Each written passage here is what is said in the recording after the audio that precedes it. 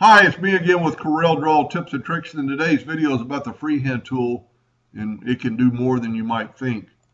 There's basically two drawing tools that I use most of the time. One of them is the freehand tool, and one of them is the 2-point line.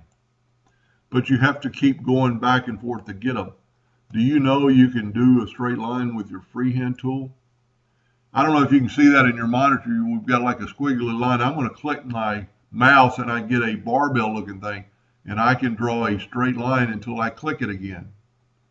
And then I can draw my squiggly line, click it again, and draw a straight line. So whatever, that's a curved little deal but below the crosshairs.